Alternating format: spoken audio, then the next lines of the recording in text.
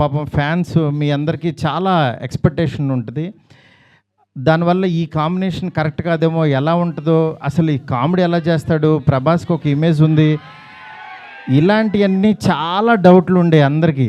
అందరికి మీకే కాదు, అసలు మా ఇంట్లోనే డౌట్లుంటాయి. ఏంటి నిజంగా నువ్వు ప్రభాస్‌తో తీస్తావా అని.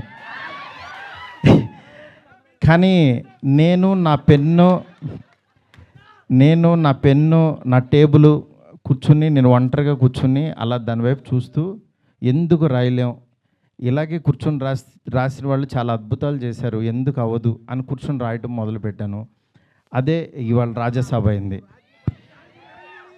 నేను అంటే ఈరోజు చాలా ఎమోషనల్ డే. ఎందుకంటే అందరూ పాపం ప్రభాస్ గారిని మారుతితో అవసరం ఈ టైంలో అది ఇది నేను చాలా అడుగుతూ ఉండేవాళ్ళు. కానీ ఆయన మీరెవ్వరూ చూడండి, నేను తనలో ఒకటి చూశాను, మీరు వదిలేసేయండి అనేవాడు.